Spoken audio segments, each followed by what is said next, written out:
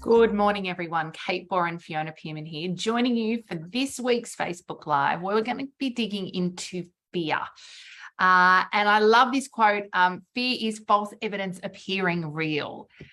And I think this is a conversation we have nearly every coaching conversation, every training conversation we're with clients around roadblocks, red flags, what is actually stopping us. And really it's at the crux of our work. Right? Because what we know is we can help you get clear about your career goals, your plans, help you build brand profile, understand how you want to position yourself. But the thing that often stops us taking action is fear.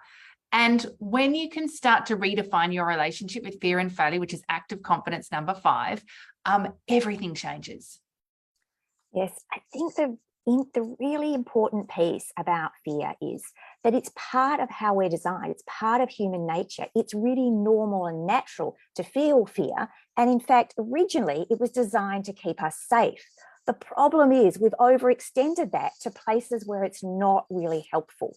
And so this willingness to start to investigate and question our fear and start to recalibrate and think about it differently is really powerful in shifting the hold this has over us and the way in which it prevents us from doing things that we know we'd really like to do. Yeah, I mean, fear is always present when there's uncertainty. Okay. And so the reality is the only time we're going to have 100% certainty is when we know all the answers, we know all the information about a situation, a dynamic, a scenario, any of those sorts of things.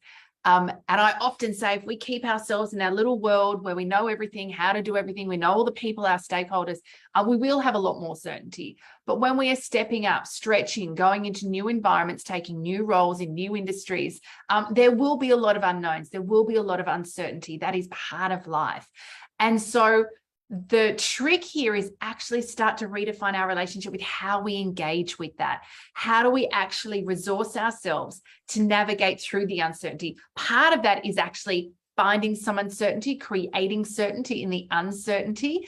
But part of it is also starting to calibrate our experience. So we're able to, even when we don't have all the answers, even when don't have that 100% certainty, we're able to take action knowing that we will be okay anyway. Yeah, I think the piece here is we're often making up stories, or we've got ideas in our mind. We're worried about what other people will think. We're worried about being judged, and we're worried about getting it wrong. And all those fears are swirling around as we look to do something. And they often mean, of course, we feel like, oh, that's too risky to do it. Part of it is we can also be judging ourselves. We can be worried about am I going to look bad in front of people? We start to compare ourselves to others. One of our big takeaways is, comparison corrodes confidence. So starting to see what's happening, starting to see the way in which we speak to ourselves or the way in which we hold ourselves back, and potentially the role that judgment is playing, our fear of the judgment of others and our fear of our own judgment really helps us to think about it differently, and to be willing to maybe take one small step, one small act of confidence in the face of something that feels difficult or we're worried about. Yeah, I think the trick here is fear is not a signal to stop. Fear is a signal to say, hey, let me check in what's going on here. Let me get some information. Let's get some more information, get clear about what's going on in context of the situation, what's going on in context of me. And that is not an endless loop, right? Because sometimes we can then get caught in procrastination. But our ability to get clear about what's going on, to reality check some of the assumptions that we're making, to your point, Fiona, around stories, often we can get carried away on assumed information. And so being able to reality check some of the stories in our head, right size them a little bit so that we can really make an informed decision around the real risk, the real reality of something perhaps going wrong. And of course, even when we do that, we're still going to require a little bit of courage to take action. And so the more we look at it, the more we're willing to do that and to find that little piece of courage, that small act of confidence, the sooner we will redefine and have that different relationship with fear rather than it stopping us from taking action.